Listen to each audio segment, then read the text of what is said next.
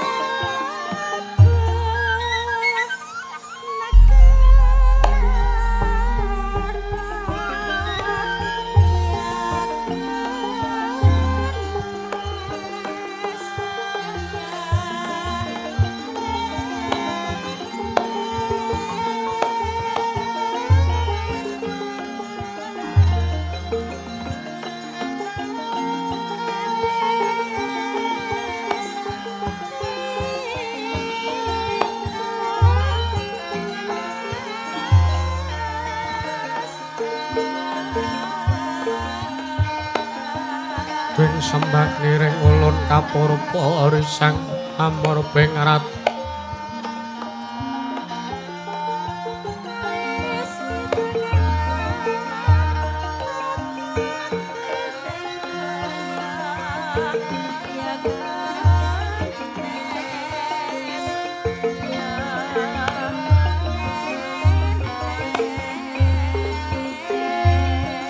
mring sahanan ingkang mring kanan siing tasih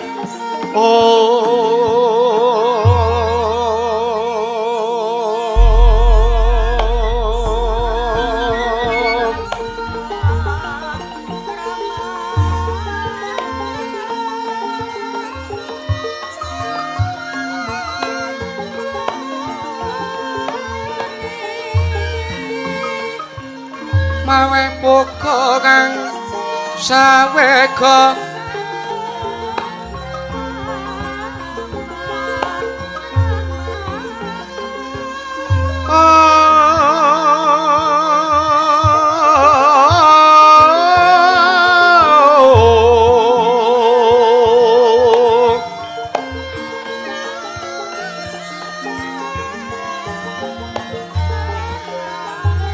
masiring telahan juwang kanan mamuju ing wang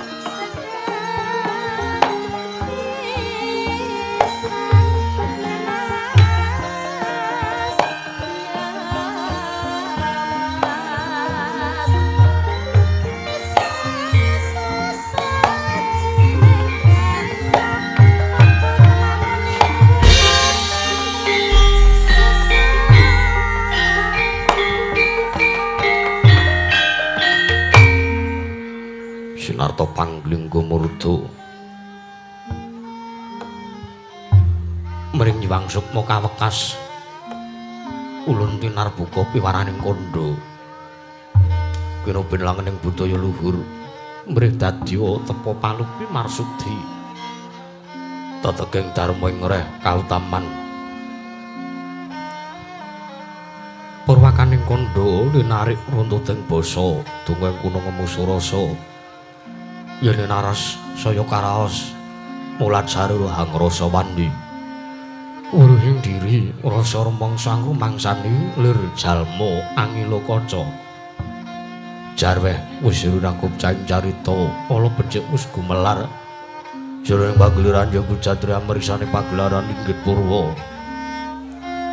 saya candra ndarem Hyang Kartika wis kinurba kodrating kawasa sahari ratri angedri bawana prawateking duksina gilur gemandi temadati petanganing dina sasi awarsi windu kang sarta abad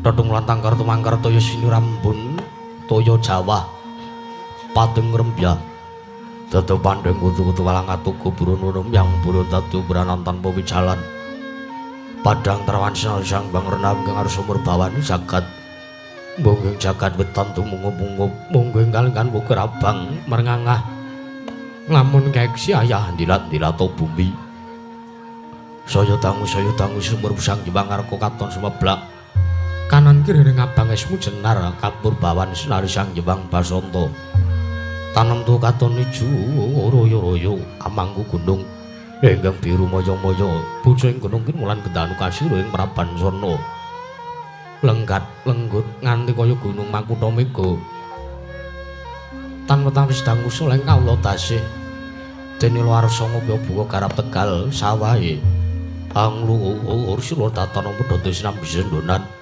sesindenan mikul karo lungguhne anggiring raja kayane sawanara pirembagan sama rombange Sang Hyang Argasa Tangu saya inggil wis katon mala sinari jagat durung blapapat lor kidul wetan kulon sinari jagat kang sami rebut beta rebut uja rebut kekuwung parandiri tatan wonten ing kamadan kuwing praja negari ing Yawastina ya negari Ngastinapura ya negari Nguru Janggala ya negari Liman Benawi ya negari Gajahhoya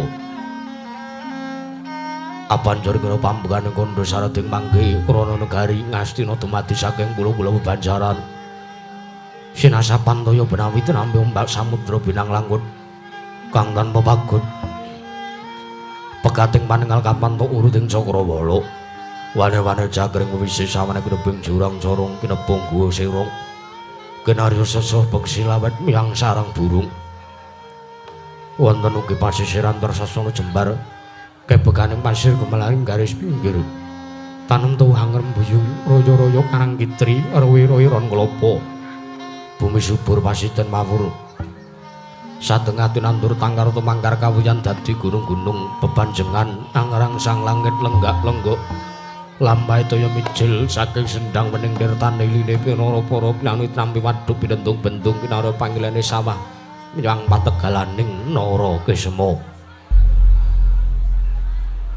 mokal panguleng tetani bebasan datanama bumi sanjeng kangkung sela sedaya tinanduran kang murakapi mandya Bathari Sri Anglar Pasabinan Yayah Rukmisari kang pinangka Pratiwi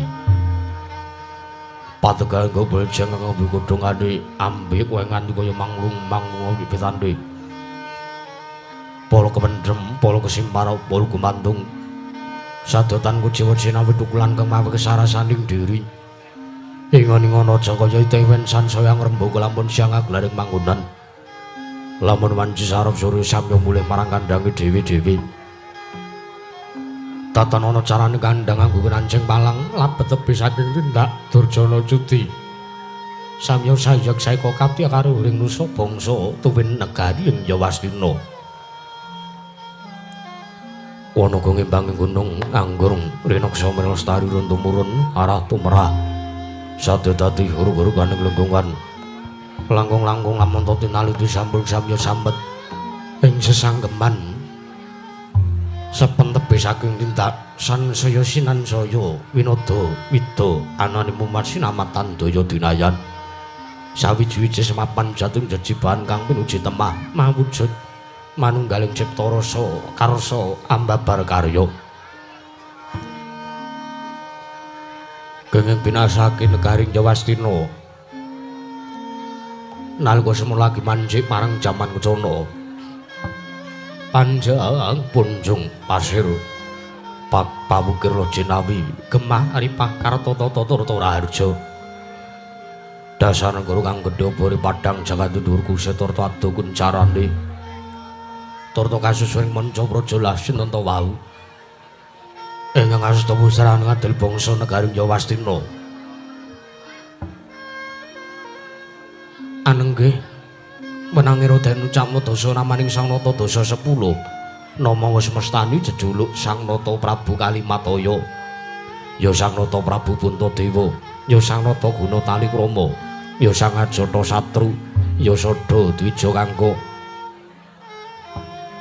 purnaning Baratayuda dadya tetenger purnaning jaman Purawa gumanti lampan maha prasantika parwa ingkang winastan jaman Karimataya pramila pambukaning kandha murwakani ganjaring carita bebasan upaya 100 datan cangkep sedasa mung Sang Nata Prabu Puntadewa lenggah wonten samadaning dampar jana negari Ngastina gilir gumanti Sang Prabu Duryudana dayungune nalika semanten datan mantra-mantra sipating Ubathara ayah Sang Hyang Bathara Darma Ngejawantah binayang bayang sang janing murah hapsara hapsari kawis ketinggal panggung ketanggung Joko paloro-loro pandir kang samya semewa yayah roping samudring dedharatan datan kanton biswanipun Sang Hyang nang tetunggiling praja negari Ngastina menangi Raden Ucapna Dasa namaning Sang Nata Dasa ingkang arsa lenggah wonten samadyaning pasewakan negari Ngastina nenggih satra ing Banjar Jungut Sang Raden Harya Werkudara ya Raden Bratasena ya Kusuma Yudha ya Kusuma Dilaga ya Sang Ganda Wastratmaja tu Sang Raden Werkudara alenggahi kasatriyaning Sang Raden Dursasana Sawarga duing pundi Sang Raden Werkudara mengkaraken pinggaipun pamadya Pandhawa saturing bana keling nenggih Sang Raden Arjuna ya Raden Janaka ya Kunti Wibadsa ya Sang Setya Margana ya Kumbang Ali-ali ya Risang Pamade Satra bagus tanpa cacat pengawati Tirtagaya Teja kasinungkan gelar lelananging jagat lancuring bawana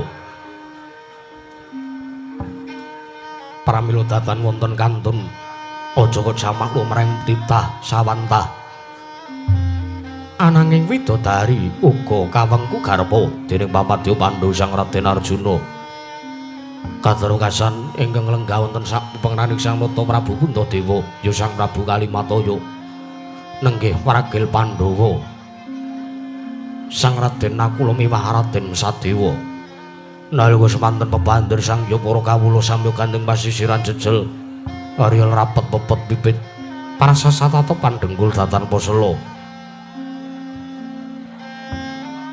laber sekadang para seba ing Jawi amlutak gendera ronteng bulung-bulung keterangan danu nyayem monding mangsa labuh payung megar mendu jamur barat ing mangsa rendeng tumbang ngarep jating karen mangsa katiga parandene tingal tidhem jinemadaning pasewakan negari ing Ngastina nadan kudhuan tatan ngobas samira tatan wampaka biarsa ungling pradangga miwah pangling marang Gana Sigra anampi rawira nata Ndarawati Sang Prabu Sri Bathara Kresna kadhiraken dening pandhuting Cemara Sewu nenggih Sang Tapa Begawan Suryananta ya Sang Wasijaladara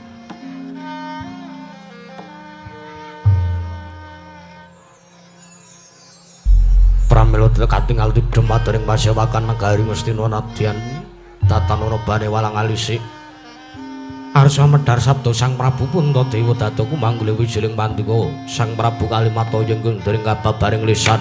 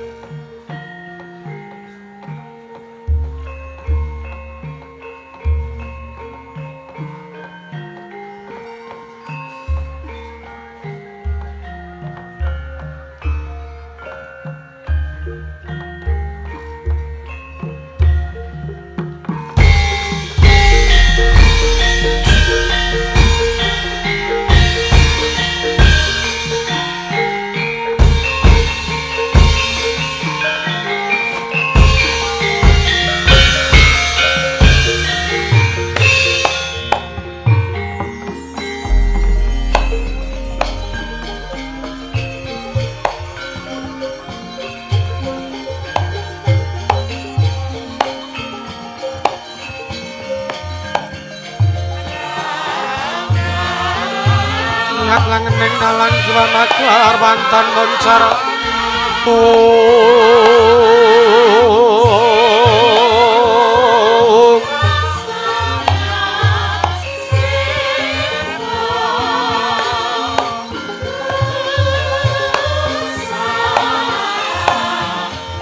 tinon ler kekonang surem sorotetan majang kasar lan majaring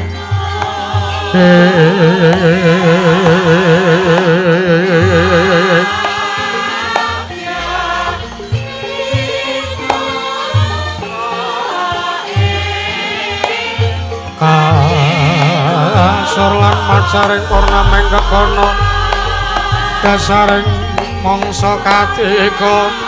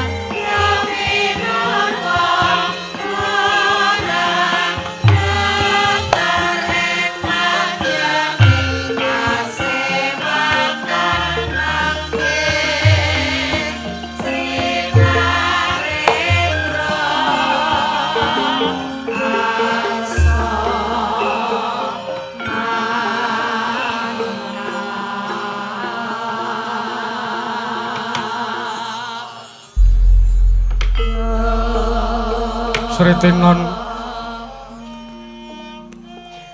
neng base wakan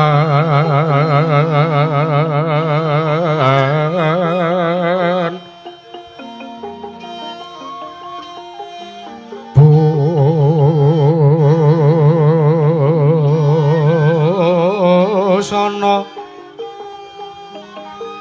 maneka warna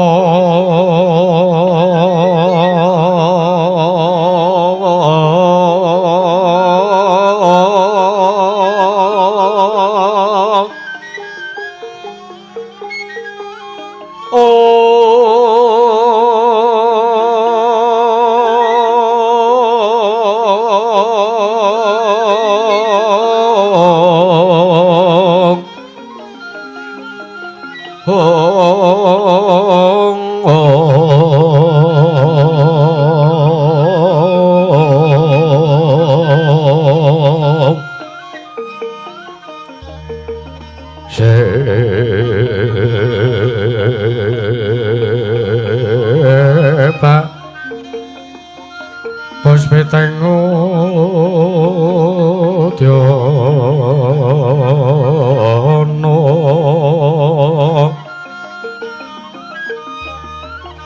Miang Pancra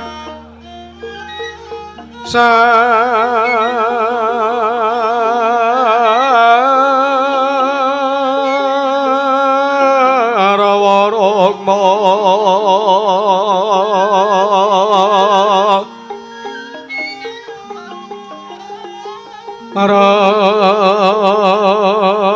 Maranggeng Manik Nara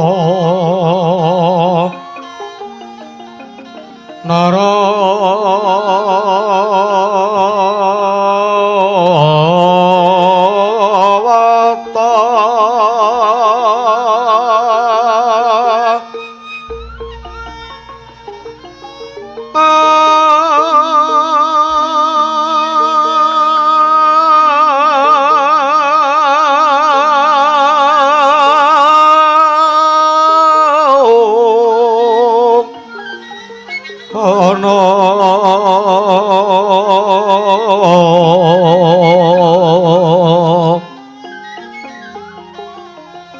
Obro Prabanya Kangsu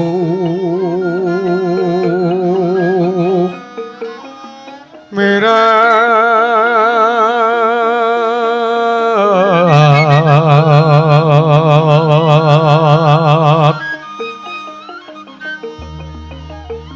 Kenyaring Deca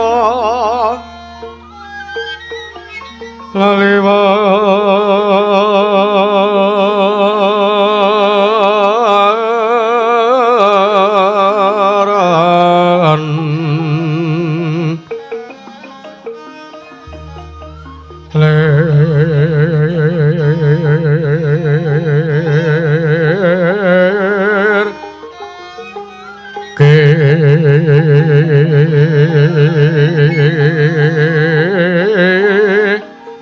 lajeng sireng radet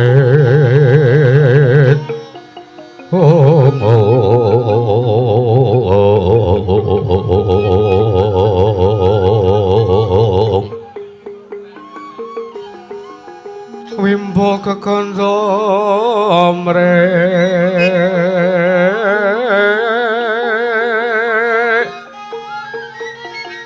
mi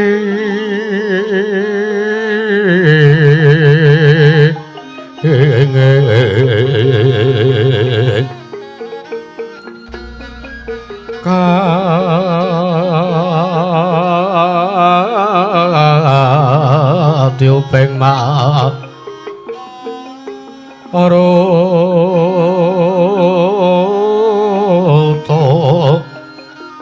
manto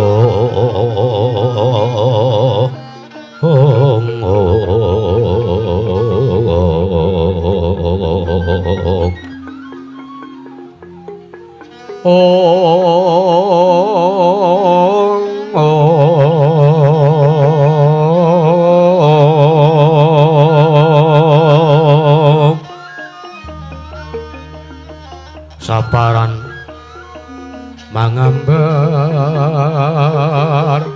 kongas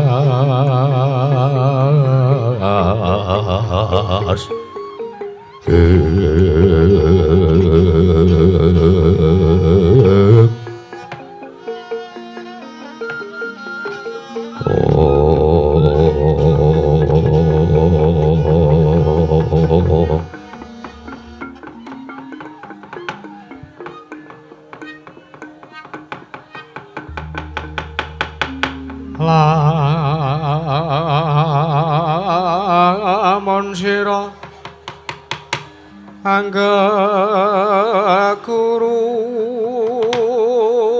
kaki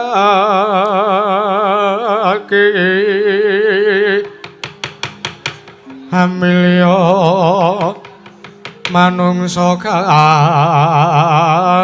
nyata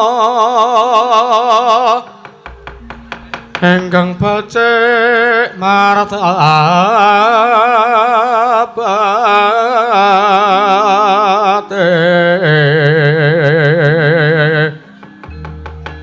sarta kawruh mring hukum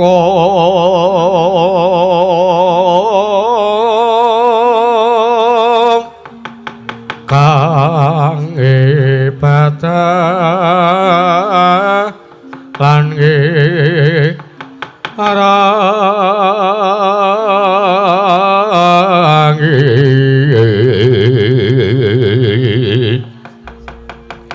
syukur oleh wong tapa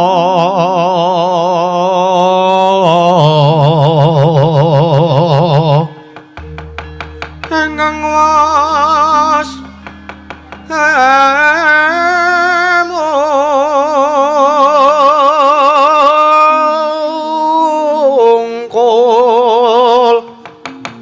tan mikir pawehing liyan iku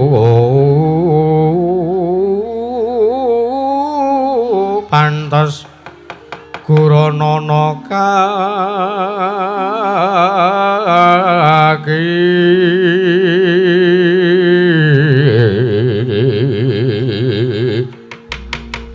sartane kawruhana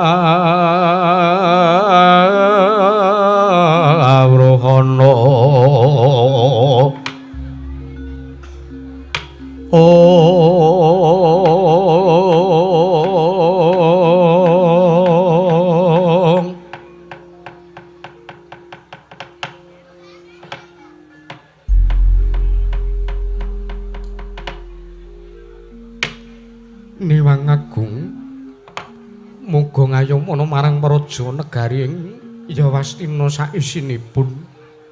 Nun mangke Kaka Prabu Sarawa Paduka Kanjeng Kaka Prabu Sri Bathara Kresna Arawuh wonten Praja Negari ing Astina ingkang putra pun Kalimataya ngaturaken asung budya pangastawa pasegan panakrami mugya kunjuk wonten ngarsa paduka Kanjeng Kaka Prabu Ndarawati.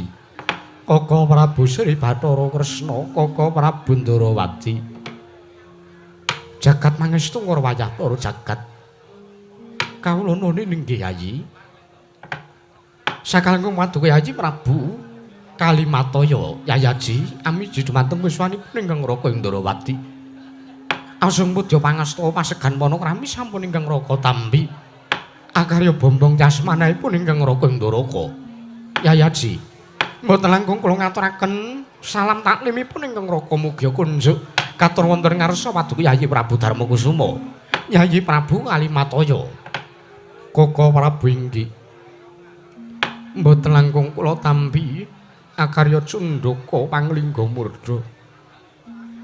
Amawahana kabagyaning gesangipun ingkang rayipun Darmakusuma Kaka Prabu mboten langkung kasekecakna anggen paduka lenggah wonten Praja Negari Njawastina menika Kaka Prabu Sri Bathara Kresna. Yayi sampun boten kirang prayogi anggenipun ingkang Raka lenggah sowan wonten Praja Negari Ngastina. Yayi nun mangke Kakang Penemban Surigananta, Kakang Penemban Jaladara ing Cemara Sewu. Sarawuh paduka Kakang Penemban Surigananta wonten Praja Negari Njawastina ingkang rayi pun Darmakusuma ngaturaken pasegan panakrami tuwin Mambagya Raharja mugya kunjuk Kakang Penemban Surigananta. Ong Astungkara sidam sekaring bawana langgeng. Ya jagat pangastungkara. Wayah para jagat Patendra Jaladewaku. Yayi Prabu kawula nuwun inggih Yayi. Sakalangkung paduka Yayi Prabu Kalimataya, Yayi Prabu Darmakusuma. Amiji dhateng wiswanipun ingkang Raka ing Cemara Sewu. Sowan kula mangke wilujeng tebih saking Rubeda kalih sing sambikala. Pasegan panakrami sampun ingkang Raka tampi akarya bombong diasmanahipun ingkang Raka ing Cemara Sewu. Yayi Prabu, mboten langkung ingkang Raka ing Cemara Sewu ngaturaken salam taklimipun ingkang Raka mugya katur wonten ngarsa paduka Yayi Prabu Kalimataya. Yayaji, Kakang Penemban inggih sampun ingkang rayi tampi akarya bombong diasmanahipun ingkang rayipun Kalimataya. Mboten langkung mugya kasekecakna anggen paduka lenggah wonten Praja Negari Njawastina. Kakang Penemban, Yayi Prabu kawula niki sampun boten kirang prayogi anggenipun ingkang Raka sowan ngabyanturan ngarsa paduka Yayi Prabu Darmakusuma. Yayaji. Wah.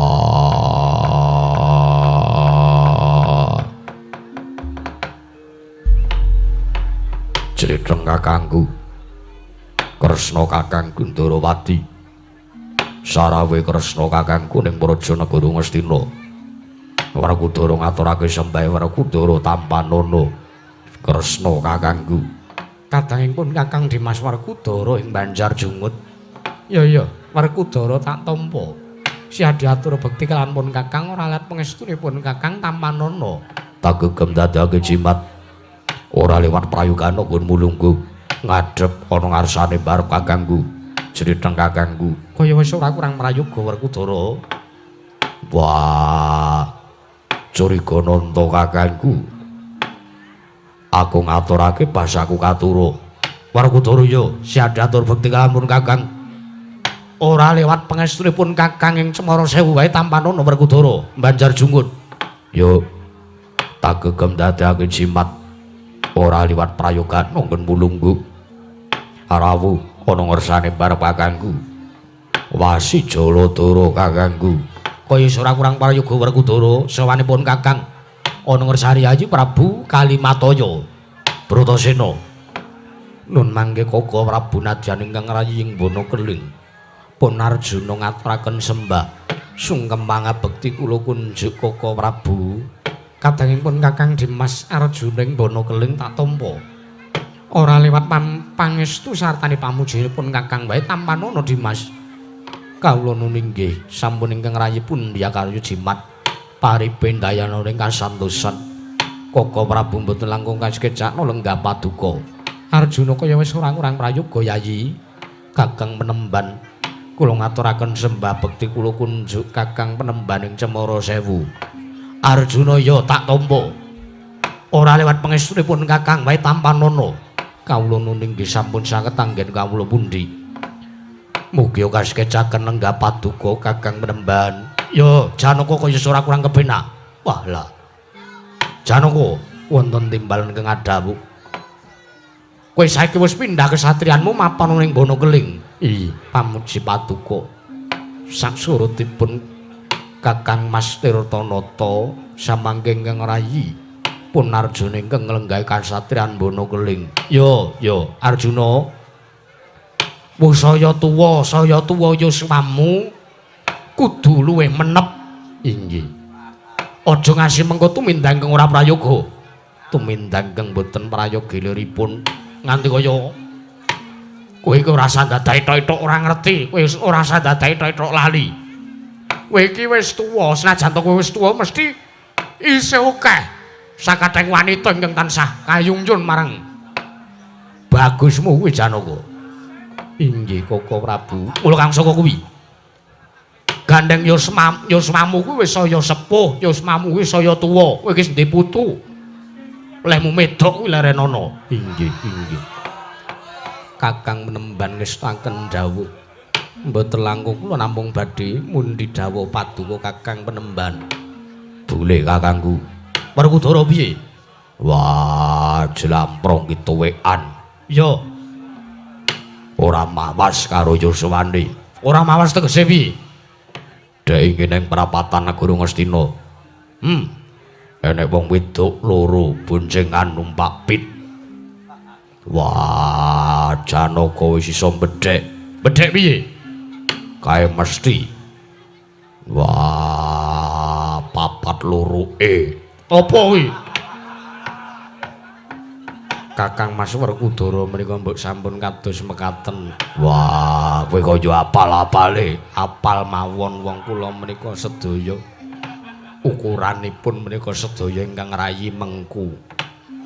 Janaka kaya isih kaya ngono wae kok. Koko Prabu sampun. Koko Prabu Sri Bathara Kresna. Najan ingkang rayi Mandharaka ngaturaken sembah bekti kula kunjuk. Koko Prabu kula ngaturaken sembah bekti kula kunjuk. Yaya Dipatina kula sedewa tak tampa ora pangestunipun Kakang Tampanana. Nok nggih. Kakang Penemban kula ngaturaken sembah bekti kula kunjuk. Kakang Penemban bekti kula katur. Yaya Dipating Mandharaka. Nek kula sedewa pinten tangsen. Yo, Yayi tak tampa ora lewat pangestunipun Kakang Tampanana. Ana nggih Kakang Penemban. Mboten langkung kasekecakno lenggah paduka. Yo, kaya ora kurang kepenak. Yaya Dipati nek kula sedewa. Nun mangke Koko Prabu. Sewu-sewu kalepatanipun ingkang rayipun Darma Kusuma tadah wadana. Wondene dinten sak mangke. Paduka Kanjeng Koko Prabu ingkang rayi boyong irawipun wonten praja negari Ngastina mesti kemawon damel kejet manah paduka Kanjeng Koko Prabu wondene beneh lan adat ingkang sampun kelampah. Dinten sakmenika ingkang rayipun Kalimataya nglempaken sangjaning para kadang Pandhawa inggenipun sampun nindaken boyong wonten praja negari Ngastina. Koko Prabu pramila sampun ngantos ing sakmangke paduka Kanjeng Koko Prabu nggadahi panyakraba ingkang boten prayogi estunipun anggenipun ingkang rayi amboyong irawuh paduka ngaturi tedhak Koko Prabu Sri Bathara Kresna sekalian Kakang Penemban Curigananta saestu ingkang rayi namung badhe sapirembagan kelawan paduka Kanjeng Koko Prabu. Yayi wonten timbalan mesti kemawon tuwa tandha pitaken salebeting manahipun ingkang rayi ingkang Raka Indrawati. Wondene dinten sakmenika paduka Yayi Prabu Kalimataya ngawontenaken masewakan ingkang beneh lan adat ingkang sampun. Kula nuwun sewu. Maling sak mangke paduka Yayi Prabu Darma Kusuma tigang hari kapengker ingkang tindak wonten Praja Negari Ndorowati pramila damel bingung manahipun ingkang Raka Ndoraka.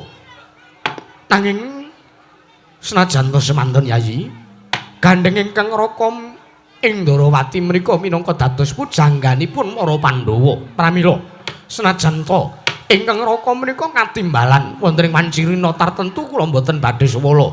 Najan to wonten ing Wanciratri ingkang Raka menawi kedah sawan wonten Praja Negari Ngastina tartentu ingkang Raka ing Ndoraka kedah prapta wonten ngarsa paduka Yayi Prabu Kalimataya.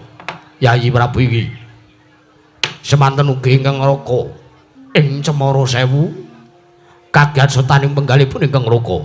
Yayi malah gandeng samangke ingkang Raka ing Cemara Sewu sareng kaliyan Yayi Prabu Ndorowati sampun prapta wonten Praja Negari Ngastina. Pramila saking mekaten malah ingkang Raka pun curiga nanta nungsung mawarta nyadong dawuh timbalanipun paduka Yayi Prabu Kalimataya. Yayi Aji Koko Prabu kula nuwun sewu kalpatan kula tandhah wadana estunipun anggen ingkang rayi angaturi rawuh paduka menika kula namung badhe sapirembagan kelawan paduka gandeng rikala semanten ingkang rayipun Darma Kusuma sampun wonten rembag kalian kadang-kadang kula para Pandhawa bilih ingkang rayipun Kalimataya sakmangke bakalipun lereh keprabon lengser mandhap saking dampar kecana negari Ngastina ategesing sakmangke ingkang rayi mboten dados nalindra wonten negari Ngastina malih jernyatanipun anggenipun ingkang rayi lenggah wonten dampar kecana negari Ngastina menika mboten tentrem penggalipun ingkang rayi. Amargi kula nuwun sewu anggenipun ingkang rayi lenggah wonten ing dampar kencana negari Ngastina anggen kula mukti menika ancik-ancik dhateng kunarpanipun para pepunden. Tur malih kula nuwun sewu dados nalindra menika awrat sanget kedah saged amompong hamangku sagung para kawula dasih kamangka Puntadewa inggih Kalimataya menika sampun tuwa ingkang rayi menika sampun ndungkap yuswa ingkang rayi menika sampun boten kaya kados dening wekdal ingkang sampun kawuri. Pramila Koko Prabu ing sakmangke ingkang rayipun Darma Kusuma inggih ingkang rayipun Kalimataya sampun sapirembagan kalan para kadang Pandhawa bilih negari Ngastina bakal katuraken mring turasipun para Pandhawa malah keporing sakmangke gandeng paduka Kanjeng Koko Prabu rawuh wonten mriki kula suwun iga pamrayogi malah kepara kadangipun ingkang rayi sekawan ingkang sakmangke purun lumintir keprabonipun ingkang rayipun Puntadewa Koko Prabu. Wah, criteng kakangku ya. Wis sapirembagan antarane Werkudara Jelamprung apa dene Nekula Sedewa. Alamun to Puntadewa kakangku ya Kalimataya bakal lengser keprabon, lereh keprabon saka negara Ngastina. Teges bakal mudhun saka dampar jana negara Gajahaya. Jalaran pancen tak pitung-pitung anggone Pandhawa mukti ngawibawa ana ing Praja Negara Ngastina iki padha karo nglungguhi kasa gumelar kuwi ingkang sepisan ping pindhone anggone para Pandhawa lungguh ning Praja Negara Ngastina iki ancik-ancik marang kasangsarane kadang-kadangku para Sata Kurawa. Mula kang saka kuwi Kresna kakangku ndak jaluk pamrayogamu sarta nindak jaluk supayane kakangku sakloron jriteng podine bule iso menehi pamrayoga sartane malah ngrumaja ingkang dadi karepane para Pandhawa. Kresna kakangku anjreng kang puspita rum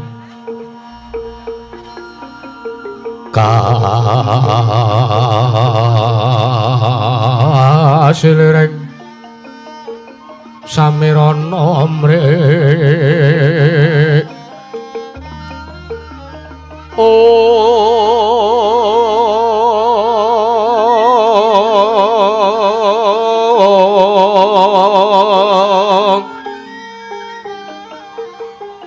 sekar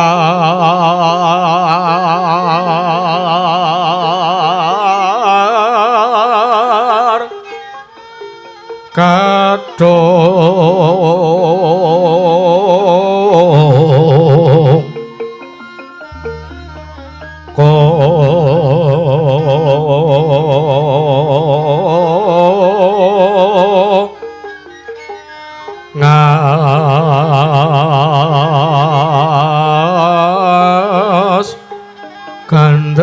Sanya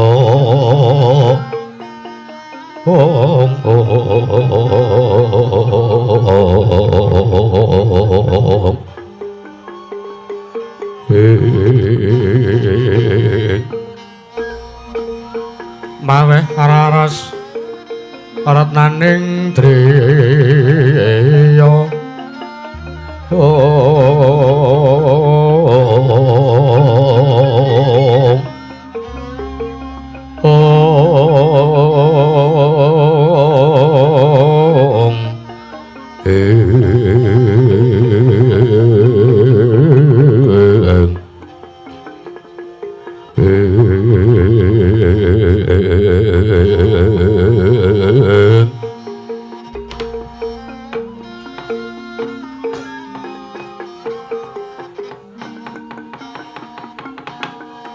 Jagat pangestu Kurwajah loro jagat. Yayi Prabu Kalimataya. Wonten nimbalan dawuh paduka Kanjeng Koko Prabu. Prasasat kadhedhene katempuh ing Samirana. Manahipun ingkang Ngraka Indrawati. Jaran midhanget ing dados pangandika paduka Yayi Prabu Kalimataya. Yayi estunipun ingkang Ngraka menika ugi mangertosi bilih jatosipun kawontenan paduka Yayi Prabu Kalimataya mriku ingkang sakmangke sampun boten kiyat anggenipun nglenggahi dampar kencana negari Ngastina. Jalaran metang kanthi nuwun sewu sarana yuswa paduka Yayi Prabu Kalimataya menika sampun kaladuk sepuh pramila. Tartentu menawi piyai sepuh menika anggenipun maranata kamrajan negari Ngastina sawijining negari ngayomi sagung para kawula dasih. Tartentu ugi sampun kathah sudanipun, sampun kathah kirangipun. Yayi, ingkang Ngraka ing Cemara Sewu tartentu ugi sampun mangertosi piwah kula sampun saged nampi ing dados pangandika paduka Yayi Prabu Kalimataya.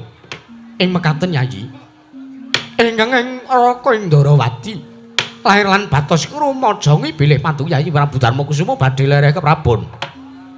Jagat pangestu Ngrawayah Bathara jagat Koko Prabu wonten timbalan mitarat pangandika paduka Kanjeng Koko Prabu menawi ngaten paduka sarujuk kaliyan menapa ingkang sampun dipun rembag dening ingkang rayipun para Pandhawa. Babar pisan lair lan batos kula sarujuk Yayi Werkudara barep kakangku apa sabanjure kepiye?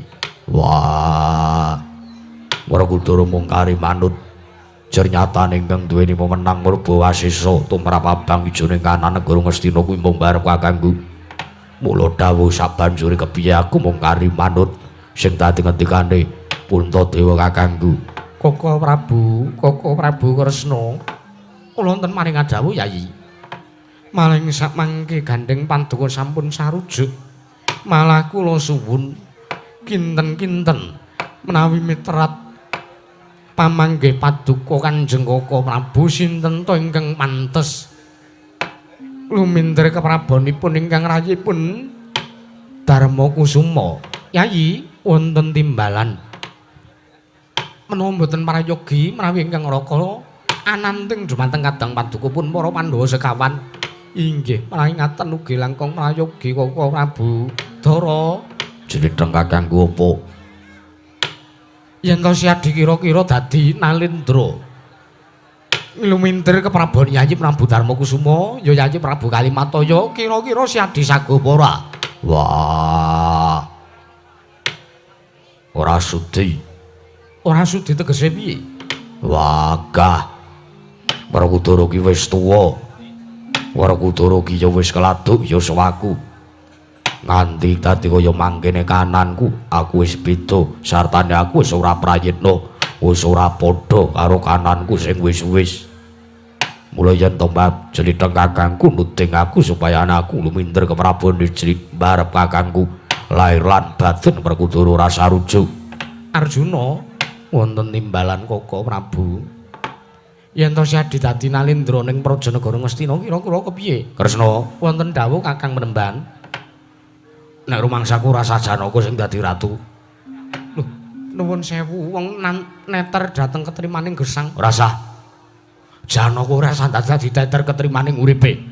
Lho, dasaripun napa? Coba to. Apa kelakon yen to ngasi mengko Janaka wis lungguh Damarcana negara Ngastina? Apa kelakon kawulane padha melet-melet, padha pating blasah mung merga Janaka sing luwih ngeboti wong wedok? Ola nggih Koko Prabu ning tegesipun nak kula menika ora tegese. Wis pun Kakang ora mathuk satane ora sarujuk yen to Janaka sing lumintir ke Prabu Yayi Prabu Kalimataya. Lho lajeng sinten Koko Prabu? Wong nuwun sewu, Yayi kembar menika sampun lenggah wonten ing Kadipaten Mandaraka. Kresna wonten dawuh prayogane negara Ngastina diaturake ana ing Turas Pandhawa. Akeh para wayah-wayah Pandhawa iki sing padha mbok menawa pancen kepengin neter lawan ketrimaning gesange. Nggone kepengin lungguh ana ing Damarcana negara Ngastina. Yayi Prabu, wonten timbalan Koko Prabu. Ingkang Raka nembe kemutan. Bilih rikala semanten ingkang Raka Indrawati nampi sasmitanipun para Jawata ingkang rikala semanten maring dawuh lan ingkang Raka Indraka. Inggih menika Sang Hyang Narada ingkang sampun paring sasmita kelawan ingkang Raka saderengipun wiwit perang ageng Baratayuda. Inggih Koko Prabu kados pundi?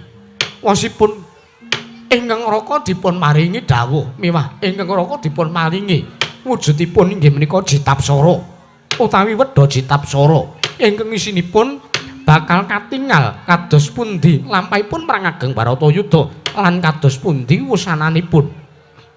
Ngendikanipun Hyang Pikula Narada ingkang pantes nerasaken turasing Ngastina mboten sanes kejawi inggih menika namung turasing Pandhawa ingkang ibu saking Wirata miwah bapa saking para Pandhawa.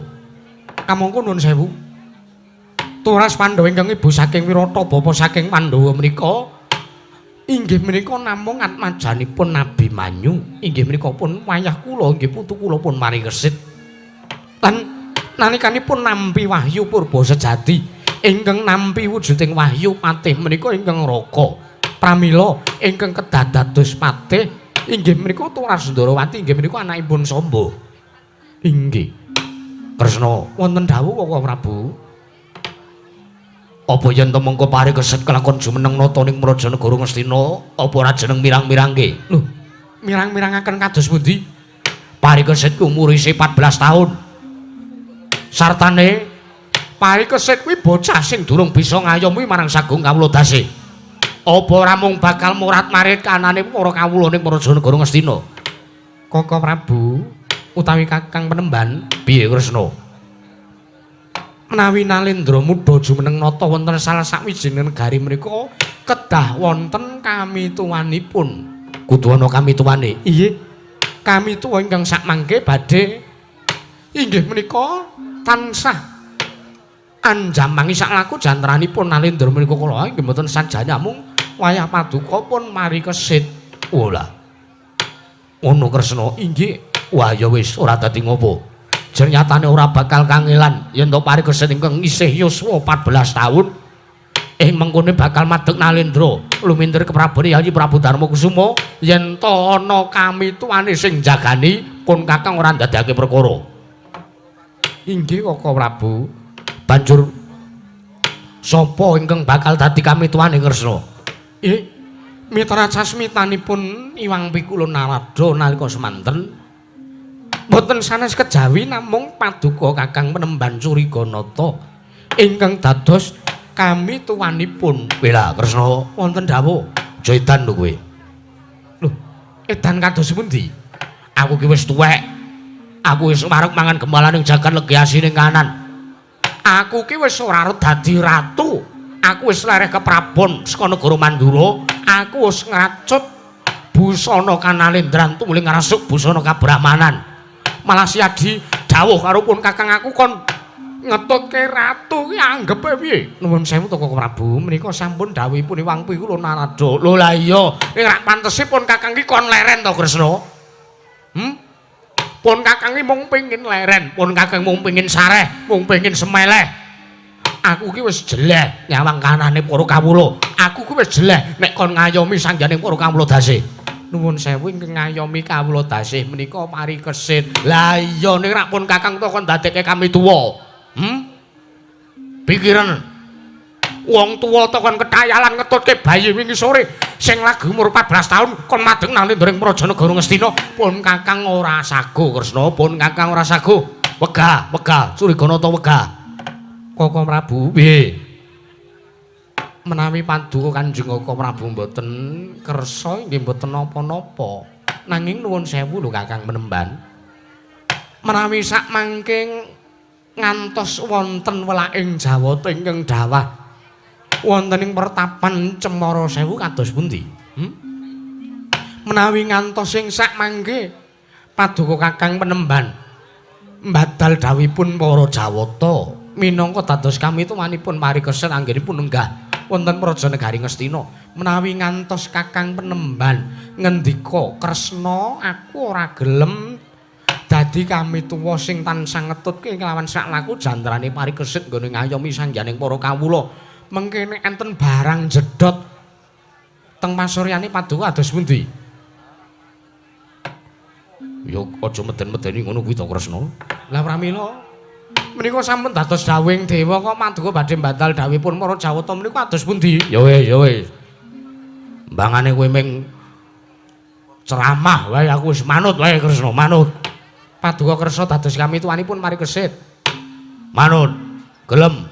Iye, menawi kersa inggih sampun. Ya wis. Yai, wonten dawuh Koko Prabu. Sakmenika sampun tarwaca bilih ingkang badhe lumintir kepraban Paduka Yai Prabu Kalimataya inggih menika pun parikesit inggih wayah paduka. Inggih majanipun Abimanyu. Lajeng supados sing sak mangke salaku jantranipun parikesit anggenipun madeg Nalendra jumeneng nata wonten praja negari Ngastina menika sageta jujur sempulur ingkang samangke badhe dados kami tuanipun parikesit boten sanes kejawi namung Kakang Premban Curigana teng Cemara Sewu. Anak nggih ngaten to Kakang Premban. Iya Prabu Kresna. Wah kesel tenan ya aku kuwi. Wis tuwa aku kuwi madeg pendhita karepku arep sareh malah kon ngetutke ratu. Padha karo aku madeg Nalendra meneh. Kakang Premban mbok sampun to. Jarene dadi pendhita kok mingger sula wae. Ya wis. Cah kok ya ngono iki. Wis tuwa ora mikirke karo pun Kakang. Udutku kuwi wis tak suda. Mergo le paru-paru kuwi saya ora kuat. Kowe malah ngakon aku dadi kami tuwa barang. Kami tuwa. Padake kelurahan apa piye? Kresna wonten dawuh Kakang Menemban, aku saguh dadi kami tuwane parikesit. Nggih. Ning aku njaluk sartane aku njaluk syarate. Syaratipun menapa Kang Menemban? Ngastina kudu tentrem. Mergo ngene, isih akeh turubusaning satru telik Mangendrajala. Satane isih ana Turasi Kurawa sing ora nrimake patine wong atuwane Yogi para Kurawa. Kepareng paduka Kang Menemban kados pundi? Yen to mengkono pirangane Turas Pandhawa ingkang ketemu kelawan Turasi Kurawa ndak jaluk supayane dirangkul, diraketake pasrawunge, aja dipiloro, apa meneh dipateni. Nanging yen to wis ngeyel, wis nampik pitutur becik, wis wegah nama warah, ya kudu diadilke. Ngono ya Kresna? Inggih. Kakang Premban inggih. Wis ngono wae. Aku tak mikir piye carane lehku arep dadi kami tuwa Nalendra. Lho, kedahipun sampun boten menggalih melih. Jenyatanipun paduka menika sampun mangertosi anggen kados pundi. Amengku kebawat keperintah negari Mandura. Seprana-seprene negaraku ki ora tau ngenekke acara apa-apa kok. Acara mriku ana apa to? Nang negara Mandura ki kahanan dhisik ora tau tentrem. Maksiat sansaya Marajalela. Marajalela Kresna. Para kawula padha manembah dipringgake ora gelem. Tumindak ala, tumindak maksiat sansaya ambabi wuta. Wak judheg to aku. Kok nek nganti kahanan negara Ngastina kaya ngono piye? Sampun to kok Prabu wong dereng kelaman kok. Sampun ngendika kaya ngoten niku. Ora kok Prabu. Aku wis pendhita. Kowe nganggep aku ratu ngono apa piye? Ha inggih kula mrika sengaja Wong paduka mriku badhe dados kami tuanipun mari kesit. Koko Prabu, wonten dawuh Yayi. Menawi ngaten sampun cetha anggenipun badhe lumintir keprabonipun ingkang rayipun Kalimataya. Inggih menika pun mari kesit. Pramila supados yak mangke ngraka suwun kanthi sanget. Para Pandhawa kedah tata-tata samata ing gati sawega ing diri. Samangke badhe ngleksanani lumat dening parikesit anggenipun badhe jumeneng nata wonten negaring Yawastina Yayi Prabu Kalimataya. Sigra-sigra yen permana kanca sigra ngraget nawang sesangka nawangsa sangka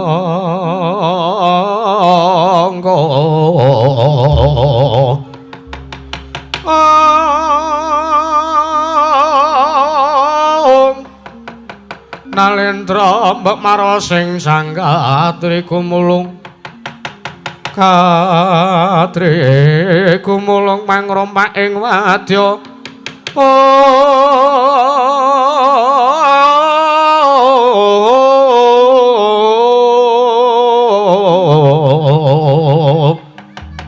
Kordo kororeh kakiri nang kono magawe kelarira wang-wang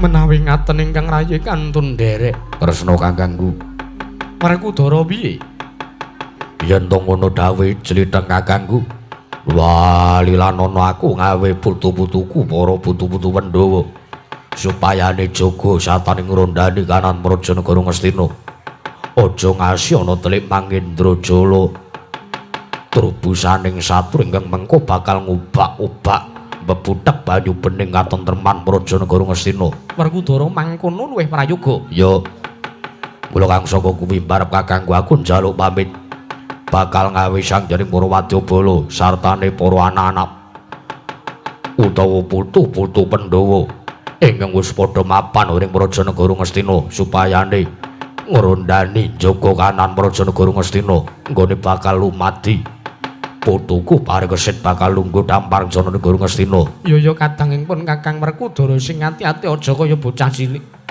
Ya mung puja-puji pangestunipun Kakang wae tansah gampang iki lawan tindak isi adi Werkudara.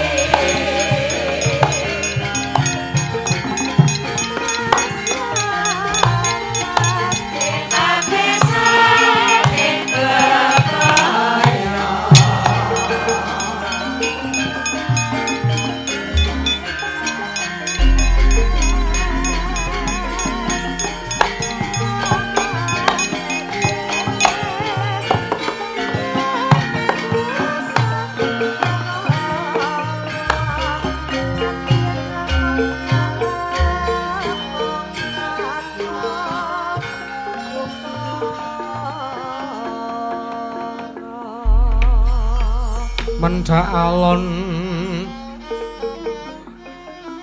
tata trap silanira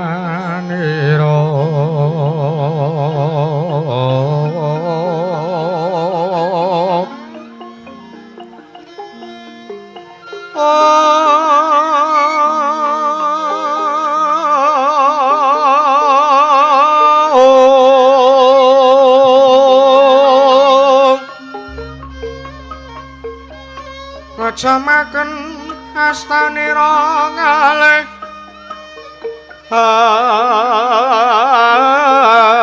astanira kalih pisan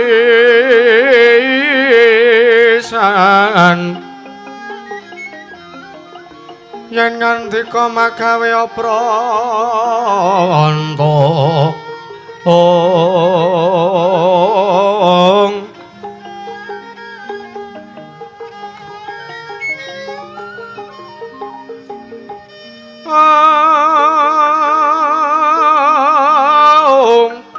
yen ngandika magawe apranta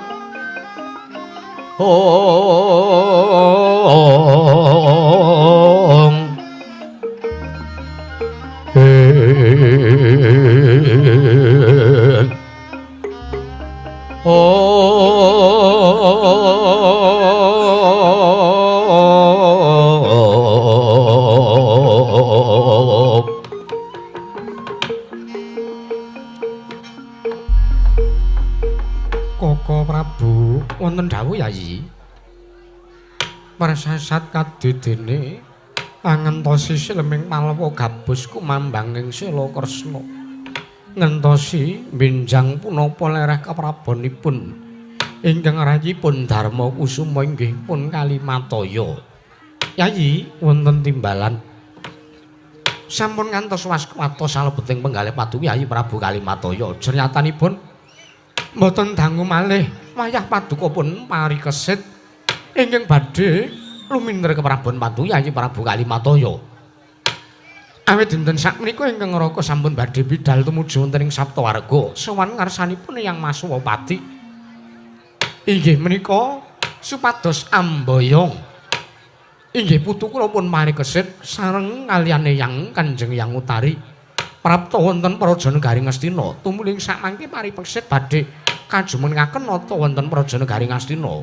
Koko Prabu inggih lajeng tindak Paduka tumuju wonten ing pertapan Saptawarga benjang punapa Koko Prabu mboten ketang sambung borcolok lintang tumuling kang raka badhe bidhal dinten sakmenika mboten langkung ingkang rayi namung nderekaken tindak jengkar Paduka Kanjeng Koko Prabu Sri Bathara Kresna. Koko Prabu iya Yayi nyuwun pamit madal wasilan.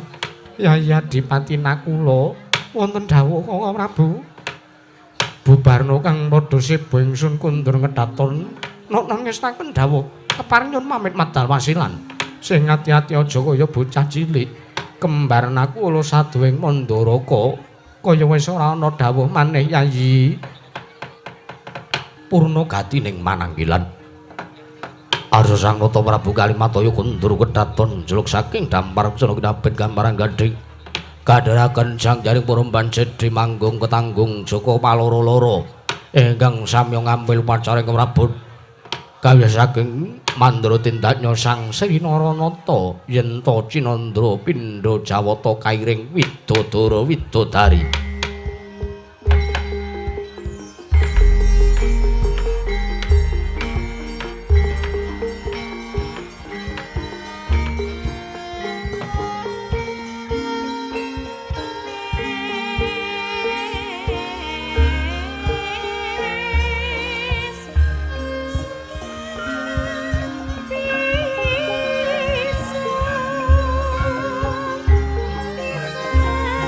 Sun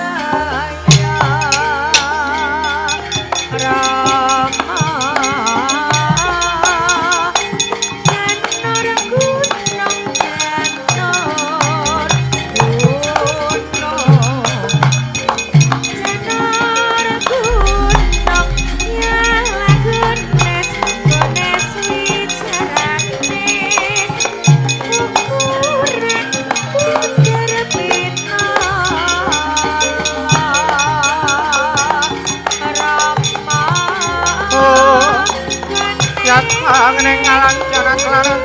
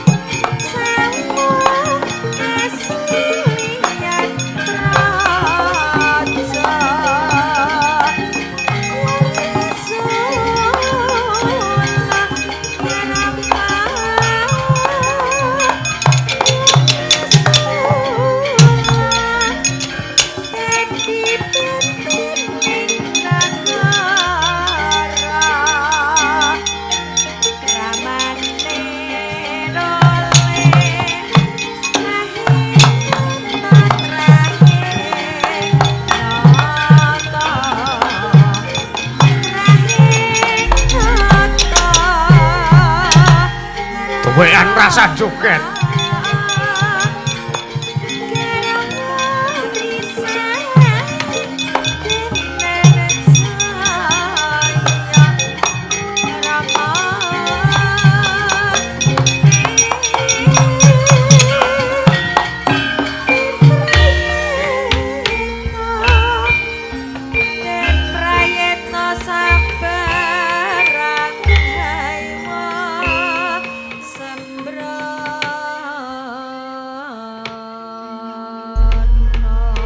Pono sabdaring Sang Nata Prabu Kuntadewa anggenya lenggah siniwaka wonten samadhaning Damparcana negaring Jawastina mandhap saking dampar keprabon kairing para mban jedhi Sang Prabu Kalimataya tumuli manjing wonten samadhaning sanggar pelanggatan ing cipta nuwun marang ngarsaning Hyang Mahanasa nyuwun pitedah babagan kawontenan lampan wonten praja negari ing Yawastina nalika semanten wis sambesem dupa menyang Ratu Sang Prabu Puntadewa den besem setunggal kirang marem den besem malih dupa kalih den besem malih dupa 3 ngantos 13 dipun besem sak kerdus-kerduse nalika semanten ngantos ganda ambabar arum saindenging sanggar pelanggatan candri Sang Prabu Kalimataya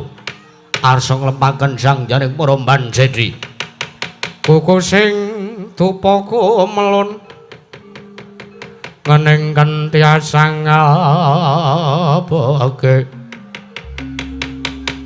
pinengku sagung cacahan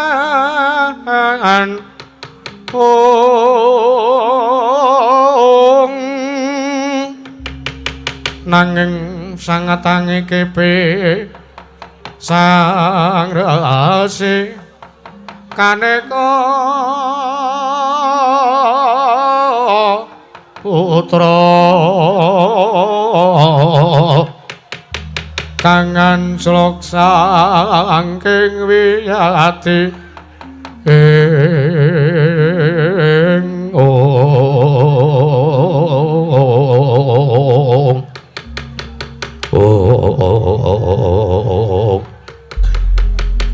tan kawisa manjung wisanggan sang arum kena ganteng kocap wonten ing alun-alun negari Ngastina niki Sang Raden Arya Werkudara ngawisang jaring para wayah Pandhawa kadharaken dening Pandhita Cemara Sewu Sang Begawan Surigananda pating bleber pating kaya banyu bleber ing daratan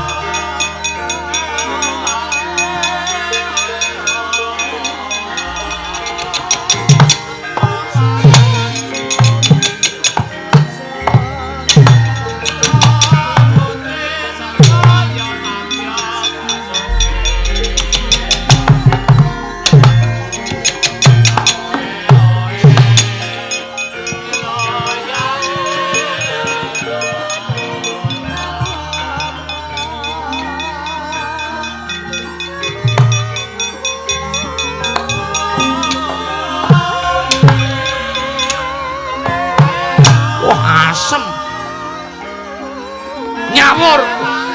Sorry.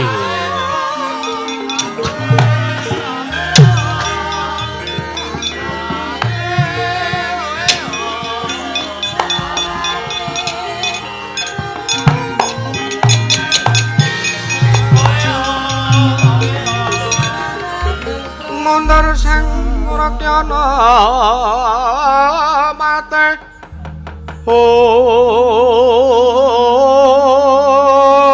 Ontanging prawadya bala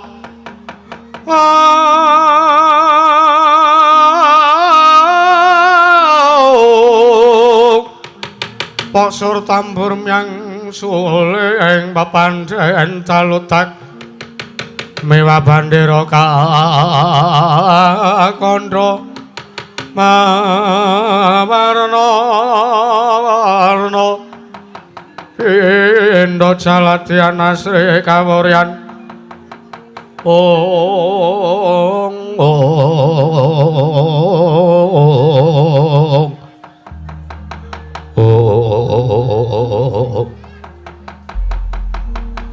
Kanjeng Paman Penemban Curigananda ingkang putra Cumadung dawuh Kanjeng Paman wela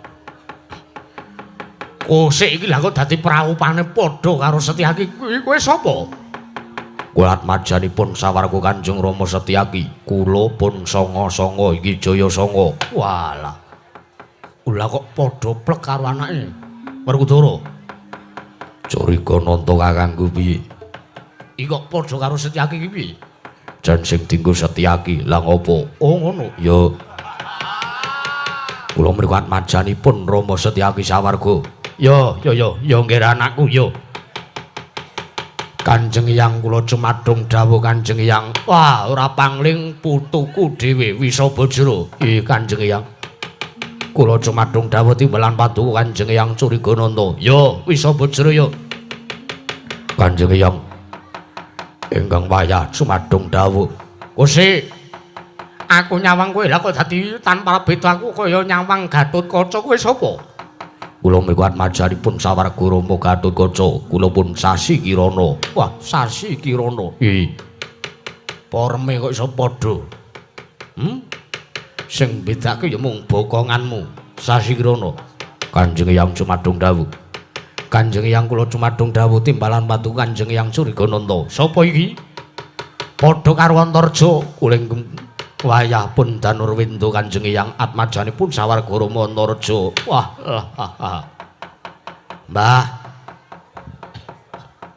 Mbah Kakung. Simbah. Mbae, Mbah. Dara. Bule kakangku piye? Kok ana bocah mbah-mbah iki sapa iki? Wah. Anak kucluk. Sapa? Anak Antasena. Anak Antasena, Jayasena. Piye, Mbah? Aku nyadong dawuh timbalane Simbah. Karsa. Mbah Krama Paing nyadong dawuh timbalan, Mbah. Jayasena ya. Wah, lha kok ora beda karo bapakne Antasena ki wong dlogak-dlogok. Antasena kae wong gladuk, lha kok kowe padha murang tatamu le. Karang banyu kiline medhun, Mbah.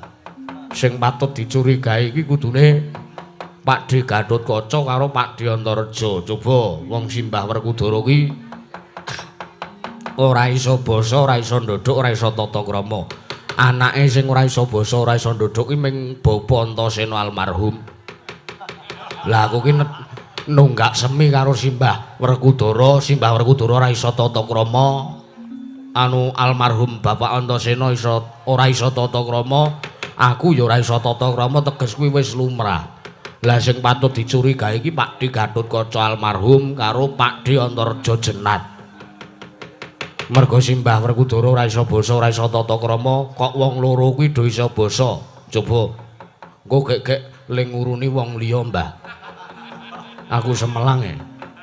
Wah, caidan ora sah cangkeman, cerigis. Ya ora gelem cerigis. Ngopo aku dilairke barang to, Mbah? Jayasanga wonten dawuh paman. Apa to sababe wondene? Aku nimbali kelawan para turas Pandhawa, ya putu-putu Pandhawa. Wa penemban kados pundi? Yektine ngene. Wektu dina iki Yayi Prabu Kalimataya bakal lerek keprabon, teges bakal mudhun saka dampar kencana negara Ngastina. Jernyatane Yayi Prabu Kalimataya ngrumangsani yen to wis keladuk yuswa, keladuk sepuh. Mula negara Ngastina bakal dipasrahke ana ngarsane turase Pandhawa, ya kuwi atmajane Abimanyu Sawarga. Ya kuwi Sipari Kesit. Lajeng parang paduka penemban kados pundi? Parang paduka Kanjeng Hyang kados pundi? Tata-tata samata ing gati sawegong diri. Gandeng bakal ana gawe gedhen. Mula tak jaluk supaya negara Ngastina tansah tentrem. Merga mesti isih akeh trubusaning satru telip Mangindrajala, turase para Sata Kurawa ingkang tansah durung nrimakake marang patine wong atuwane. Parang paduka penemban kados pundi? Yen to ketemu turase Kurawa, nggih tak jaluk rangkulen supayane duweni tumindak kang becik supayane gelem sare. Nanging yen to wis wegah nampa warah sartane nampik pitutur becik, babar pisan Jayasanga sak putu-putuku kabeh. Kepiye carane nggonmu bakal ngadili kawan para turasiku ingkang berguguk ngutawaton ora gelem nampa warah nampik pitutur becik. Nanging ndak jaluk aja nganti ana Rajapati turas Kurawa sing mbok pethuki kuwi aja ngasih mbok piloro, ngono ya. Jayasanga sartane putu-putu kabeh. Jumangkah anggara sesumbar mawa lindru bumi gonceng. Gumaludha Kuntara katok.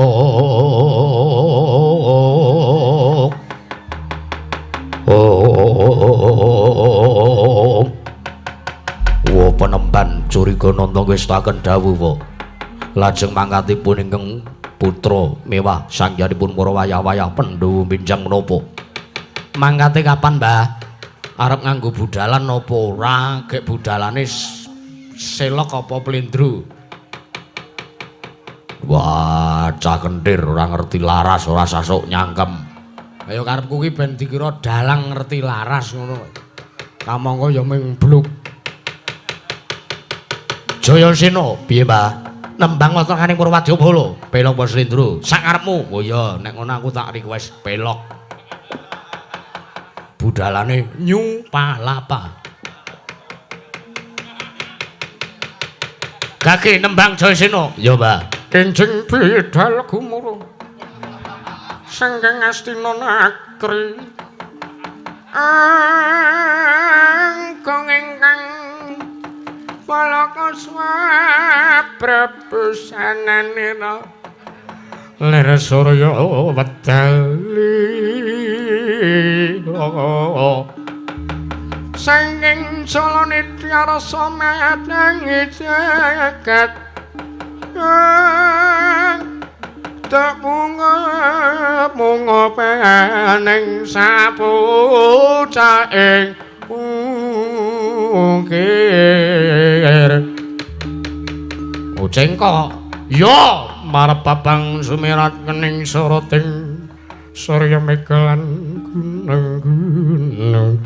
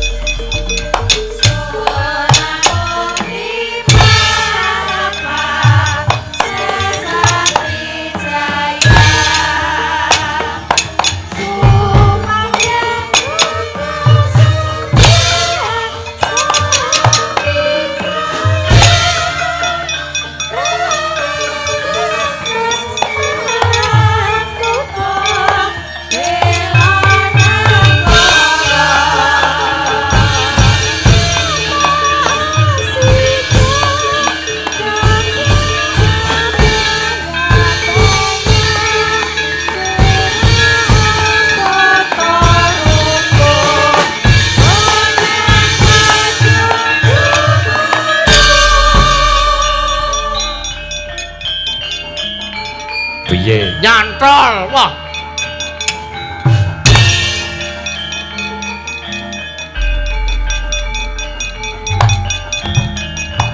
Yo yo yo yo yo.